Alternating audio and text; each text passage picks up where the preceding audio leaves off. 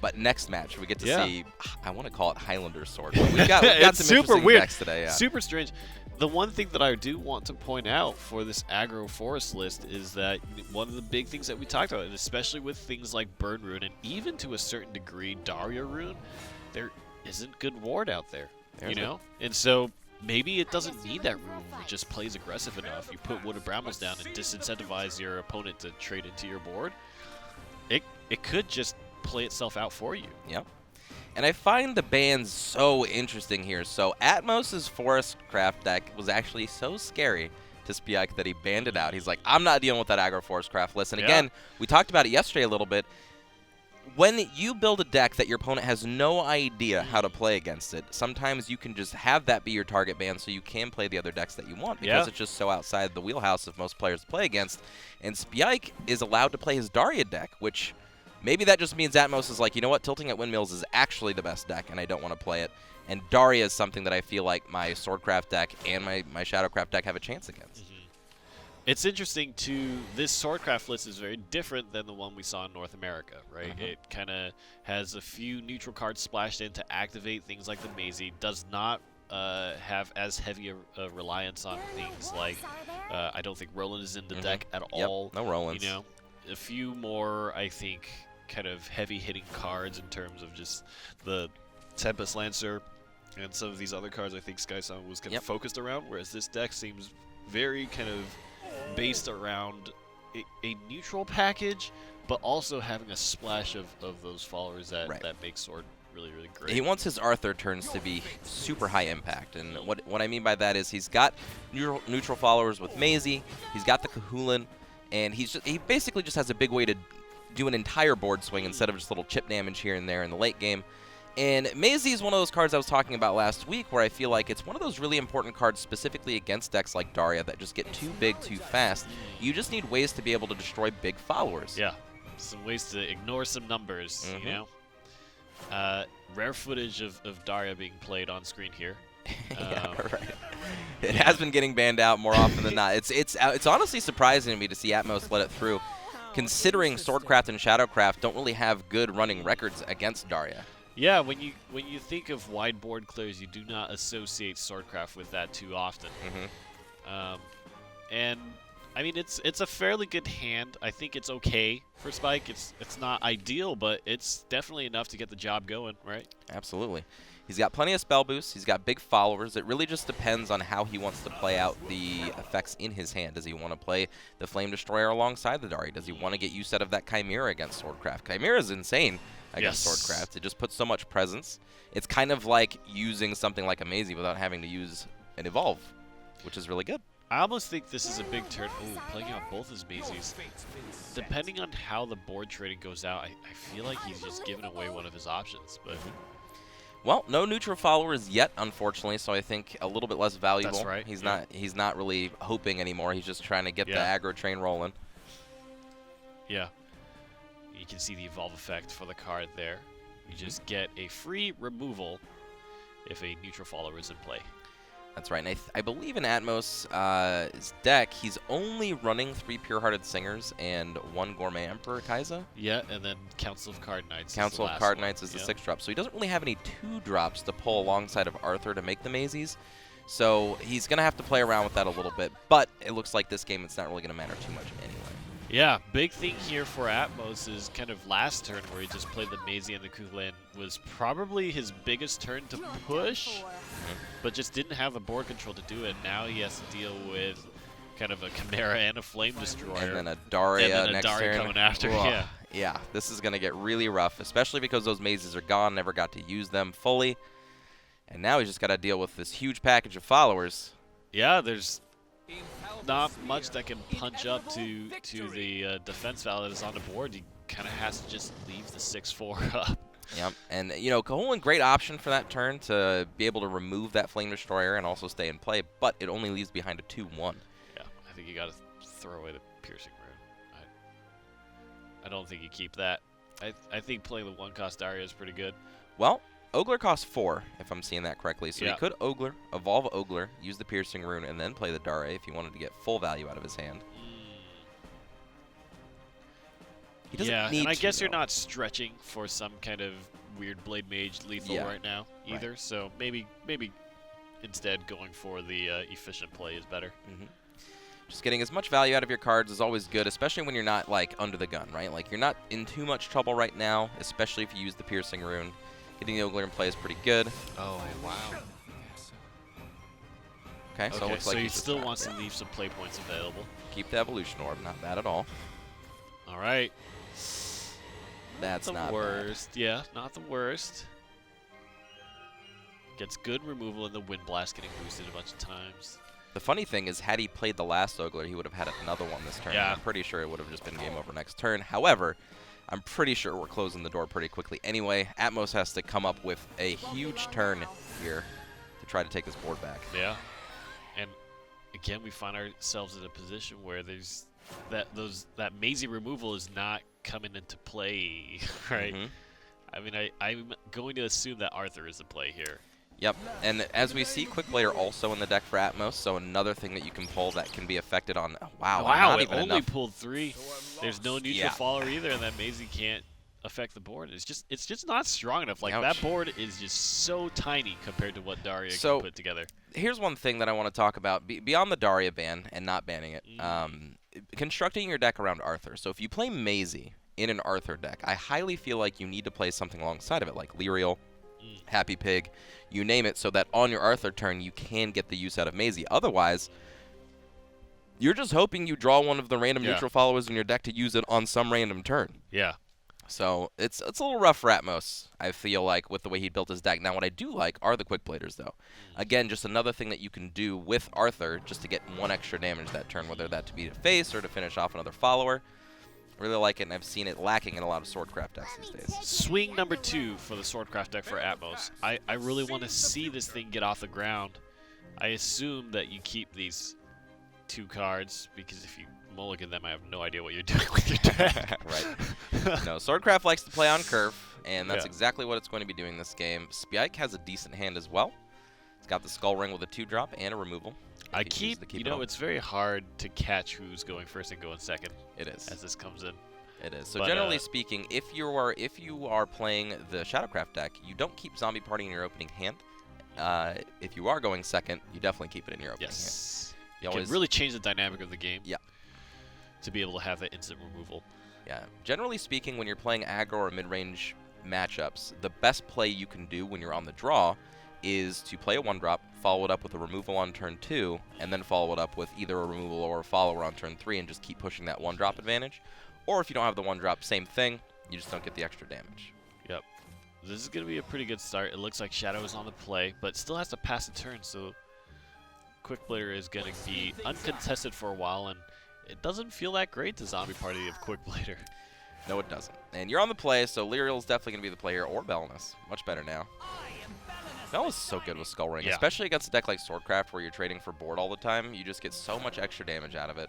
Yeah. It's really nice. And it kind of bricks the Kahulin, right? Like, you can't play Yeah. Kahulin into Belinus. Yeah. You can, but then you lose both of your followers. Yeah, the Belinus is going to 2-for-1, almost no matter which way you cut the cake. You might even just have to pass here if you're Atmos, which feels really bad. Like, Belinus is so good in this spot. Yeah, if you drop the Kulane, you're just giving away cards. Yeah, and it looks like he feels like he's got to. And then this Skull Ring is really going to hurt him. A lot of that turn came down to Atmos just saying, you know what, I'm gonna come out on the worst end of this exchange, but I'm gonna take away control from Yeah, Spike.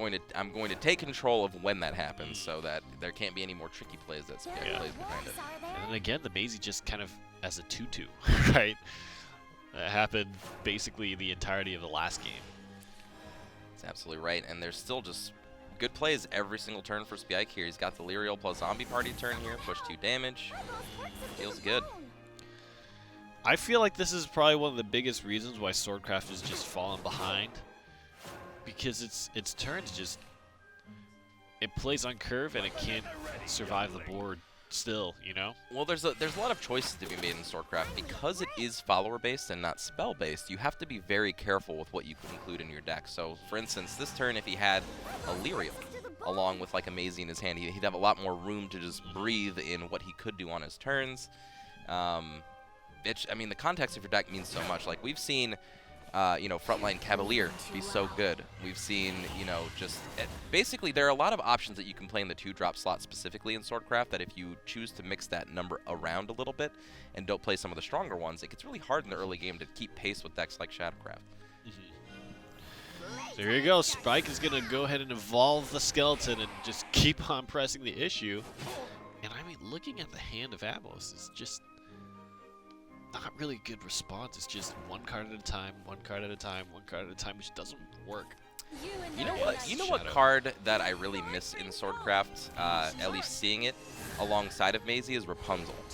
Rapunzel has always been like this huge mid-range card for me that when you're just trading board back and forth all day, like Rapunzel just stays there, and it helps Maisie out for so long. Nobody ever wants to attack into Rapunzel. Never. You know? Yeah. The 5 defense is quite ginormous. And the 2 attack, at least at the turn that it's played, very relevant. Yeah, and if you play Quick Blader, Kahulin, you know, Geno, there's all these cards, plus your evolution orbs that just make it so that your Rapunzel attacks all the time. I just find its lack in a deck with Maisie, you know, a little questionable. Why not play something like that?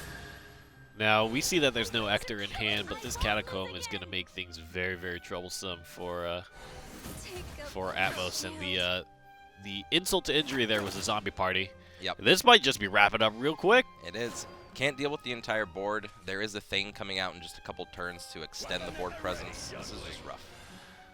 Yeah. Now, there's no more evolution orb, so 4 damage. 5. Yeah, technically you can cut it by 2 here, which it looks like he's going to do. He might go for a value trade here, but I don't think he can afford to, especially going into an Ektar turn. Ooh. Wow. I guess either way, the Ektar was he says lethal. 2 cards in hand. I'm just going to do what I can to survive. Yep. Now, I think Spyike's going to go for a value trade here. I think he's going to attack for 3 to the face, and then he's going to trade the 1/1 for the 1/1, and then play the Necro Assassin to take out the 3/2, just to solidify board presence right before the Thane comes out. Yeah. The best use of your cards here. Plus, he can play the Lyrial, too. Yep. Looks like that's exactly what he's going to do. Here comes the Necro Assassin. And then, yeah, the board's just too big. Next turn after Thane comes down, it's just, I mean, it's just game over. Yeah, and there's almost very little you can do, especially if any of these followers are able to swing face again. The whites will do too much damage, really. Yeah. So, of course, when Thane comes into play, a turn slower than he used to be. Before he cost 7, now he costs 8, but he still puts those whites into play, and if anything on your side of the board dies, they take 1 damage for each white you control. So here's the 2-for-1 that Maisie can provide. Finally get some use out of it. There it is. Removes Necro Assassin, can swing in. I imagine you go for the 3/3. I guess it spawns a skeleton, so that doesn't feel good, but Yeah, that also means that this Immoral Thane is almost certainly just going to close the game out. Now, before, Demon Eater combos with Thane were very prevalent. Those don't happen until turn 10 anymore. So yeah, or not turn 10, but at least 10 play points. Yeah. But yeah, I'm glad that slowed down. That was a little too much. Yeah, it was crazy the amount of things you could do, especially with the White King being 0 cost. That adds another layer of it to be able to Demon Eater, do 2 damage, get the ward up. You know, was really big. Oh, what a perfect draw! Oh my gosh, is he gonna survive the turn? That Lancer of the Tempest gave him an opportunity to, so that can attack straight into the white, leave him with a 1/1, and then he can just take that out with the Maisie. That was a perfect Wow. draw. Wow. Yeah. And it does 5 because it has the Israfil ping before. That's right. And in case you guys are wondering why Atmos didn't take any damage there, it's because the whites died alongside of everything else at the same time. At the same time. Still not a good position to be in. No. But there's no cards in hand so far. You're not going to Demon Eater the White King, so you kind of have to Demon Eater your Demon Eater. Right. And it's entirely possible that you draw something not very That useful. was so insane. With no cards left. Oh, and none of these are just, none of these are game enders. However, he can set up a huge board here with the White King to protect. Very good. And removing the Maisie here actually feels pretty bad. Yeah. The wide boards are tough to deal with. Now, Council of Card Knights is pretty good. You can have the ward up And you can Bane, attack. Yeah, you can survive with just the Council. Another good card would have been Lancer of the Tempest yet again. That would have been a great draw. Clear out the entire board again. Yeah, it's got to be Council. Unfortunately, it's the only thing he can do the this last turn. Evolution Orb has to go into this. Oh, this is dangerous. Surviving it by the hair on his chin. He is on Albert activation turns, right? Doesn't have the Evolution Orb, but Albert is still a very good card. We'll see if the situation... Oh, no!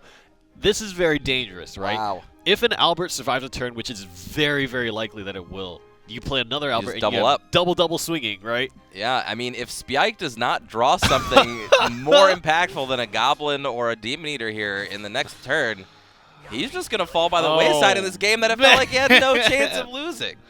All because of that Lancer of the Tempest top deck. Unreal. The Aisha top deck is what's really coming for us. Yeah. Yep, of course you play the Albert here. Free trades to the board, keep your ward alive for one more turn, which is absolutely crucial. And if he could, he would want a second ward just for the Aisha. Course. Oh, that's not it. But I don't think there's a 2-turn lethal here, right? So let's see. You He can attack for 6, 12, 7 13. plus 6. Yep, 13. So there's one more chance here, Spike, to close things out. But he can just play the other Albert, attack the 1/1 twice, attack for 6, and then set up lethal for the following turn. So I mean, these Alberts are putting in a ton of work. Yeah. Their double strike effect persists, right? The damage barrier does not, but the double strike stays. And so these Alberts are just very, very valuable right now. Spyike has to draw the Aisha right now. Yep. That's it. I feel like there have been enough draws. It has to come up. He's not seen a single one yet. It has to come up. Oh my goodness! And Atmos is gonna take this game. Wow. Surviving at 1.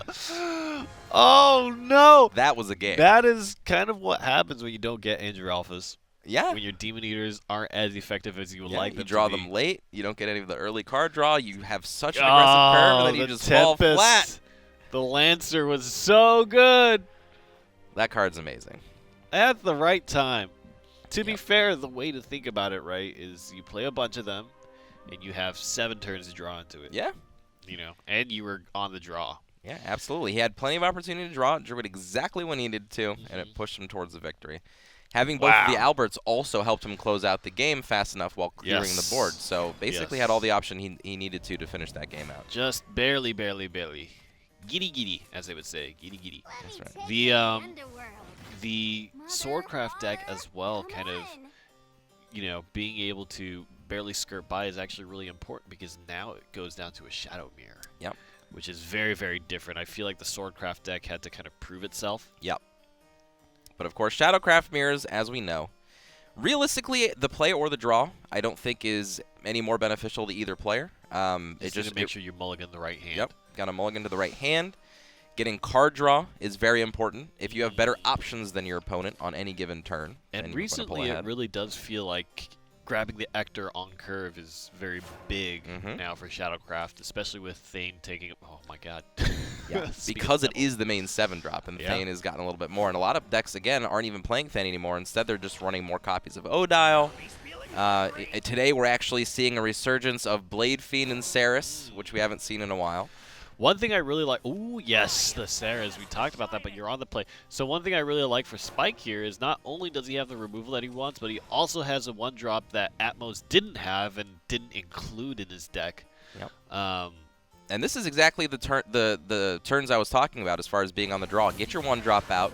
Get that removal on turn 3. Goblin survives the ping. Yep. And then you become the proactive player on the draw, which is exactly where you want to be in a matchup like this. This Goblin is going to get another point of damage. And then on turn 3, a bigger threat is going to come down, so the Goblin stays again. Now, these are the hard choices. This is the choice like, do I really want a zombie party of this 1/2 to keep my Goblin clicking away? Do I want to play the Bellinus here to just, implant more board position and just kind of give away my Goblin? These are the rough choices. They seem innocuous, but they are pretty rough because they essentially say, is this Goblin going to get in for another 1, 2, 3 damage, or is it not? Yeah. The value is there, right? I do think that Bellinus kind of helps you make a better decision for this, right? If you swing face, you know that the Andrelphus wants to get its draw, so it's going to go in for the value, and that just sets up Belenus to have a good kind of trade after that, right? That's true. Because it's not like the Andrelphus is going to just throw itself into the Belenus. You know, the Belenus can either seek to take down another higher value follower or continue to go face. And this is exactly what I'm talking about. Spyike is literally sitting here just making the decision. And he even has the decision of a Demon Eater. I don't think Demon Eater would be a good choice here. It gives him the cards, but then it basically just takes away all the board advantage he got after the first 2 turns. I think you want to ride the board advantage for now. There's going to be opportunities to draw a card later. Yep.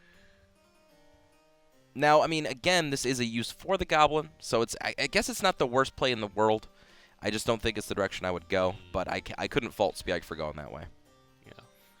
I do think you can grab the board back very easily with your Zombie Party, with your Soul Squasher. Mm-hmm. Definitely has the tools. Oh, the Andrelphus. That's actually a really good pickup. So had he not played Demon Eater, he would not have Andrelphus for his evolved turn, so turns out pretty good. Now he can Zombie Party Andrelphus. But this is a good response, actually. Pulling the Catacomb sets up a situation where you have a board and you can Ceres on top of it, and everything you're doing is playing into the Ector. You have the 6 to the 7, too, with the Prince into the Ector. That's right. I like this. Now, Spyike's going to go the way of card advantage, whereas Atmos is going to try to take over the board over the next couple turns. Now, the problem with Atmos' plan is that it's turn 5 at the moment. It looks okay. It's a Ceres, you know what I mean? And that can be really good, but, you know, of course, that could eat it to, a Lurching Corpse combo. Soul Squasher. Yeah, Lurching Corpse, Necro Assassin. But it will gain that all-important defense back, which a lot of these Shadowcraft decks don't have access to. And as we've noted before, in Shadowcraft matches, especially mirrors, those extra defense points in the late game are so important. It really matters on how you can set up the board to not die to an Ektar swing back, or just you can play a little bit more liberally with your mid-game turns because you have gained that defense back. Here comes the Ceres, and this will most definitely get evolved. Which, not quite the Shadows. I mean, I guess you could just Zombie Party. Yeah. Yeah, so you're going to get it. Yep. Still, feels really good. Pulls out an option. Kind of puts more value onto the Soul Squasher, which lately actually has not been seeing a lot of effect. Right. This is one of the best cards to Soul Squasher, because trying to attack into a Ceres is rough. Yeah, I mean, he can't do it. Literally cannot do it with the Belenus right now. Yeah. So this is a big relief for Spyike. Glad to be running more than one Soul Squasher. A lot of players have been just kind of opting to just have one of them. Yeah. I'm a fan of just one, as like just that one thing, but in a matchup where opponents are bringing back Ceres, maybe it is time to bring back a few more Soul Squashers in the deck. That's right. Spyike is the one that's running the Shadow Reaper, the one of Shadow Reaper, which is very, very curious. Yeah, we see him as with a one of Bad Catha and a one of Shadow Reaper, just for some tech. Yep.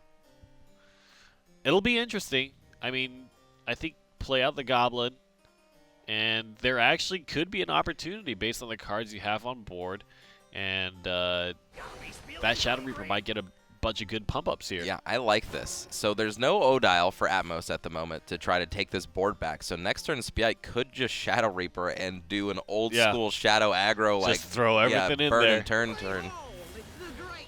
Yeah. There it is, and that's just basically weight training for the Shadow Reaper here. Yeah, this is crazy. All right.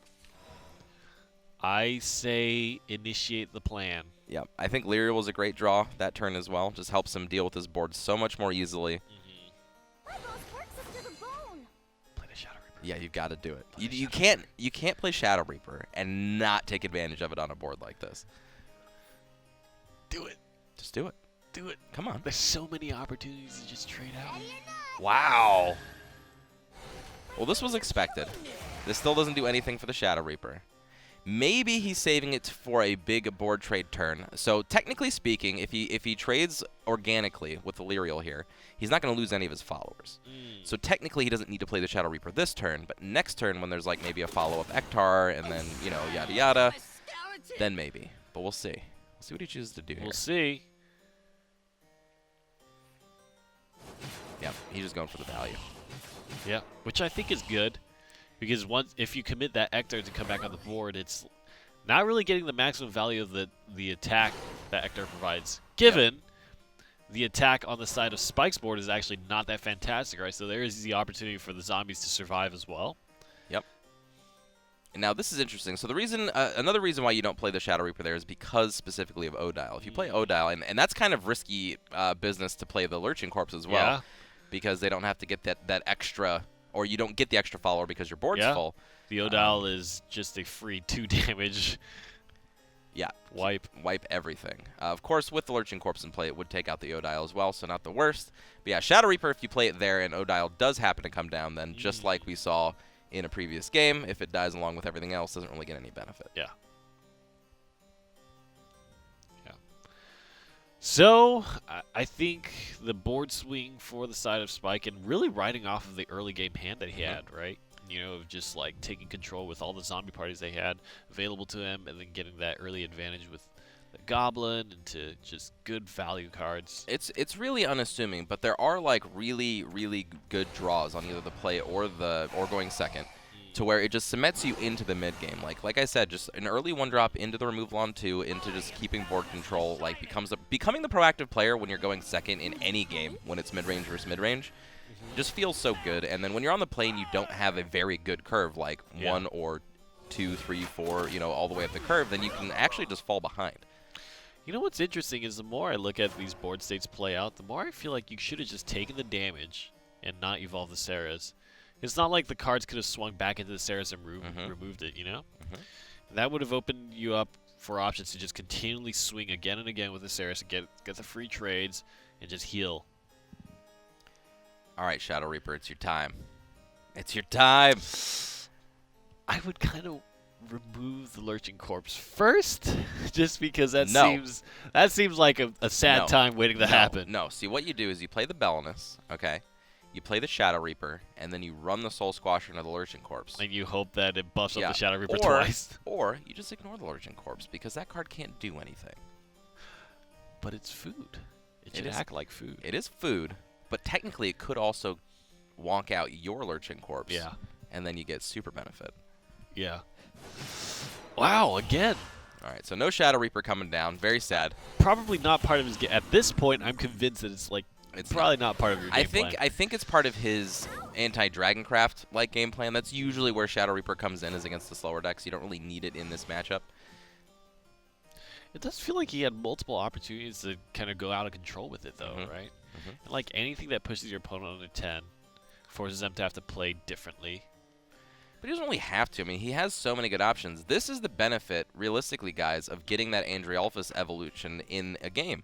Look at the difference. Atmos had good cards. He had a Prince Catacomb, but without any card draw, he's just running out of options. Yeah. There's only so many things he can do. I think Andriolphus Evolution is probably the most important, if not the best play in the entire deck that you can make on any given game. If you don't do it, the games feel a lot worse. We even saw it last game where Spyike had it, but just didn't have any card draw, so then he just lost the game. Yeah. And really, this is Ector off the top. We'll close it out. Nope. Okay, that kind of sucks. Yeah. 1, 2, 3, 4, 5, 6, 7, 8, 9, 10, 11. 2 off. Yeah, no way to push for more, unfortunately, with his hand. Yep, I like it. You need to respect the Ector. Yep. Technically speaking, he could have drawn into the Ector there. Yeah, that's right. I forgot about that. Bad Cat that actually does the board-wide pump. Oh, that's right. That's right. Never mind. Yeah, so he did have the middle tier option that you get. I forgot about the middle tier. Yeah. Yeah. So Bad Cat that's shown on screen right now has a bunch of different effects it gets at different enhanced levels. And Spyike gonna push himself ahead because of that tech card. So a couple tech cards in his deck. We've actually seen Bad Catha run in a decent amount of Shadowcraft decks as a one-of these days. I think it really is, again, playing off of the idea that, when you have a deck that is focused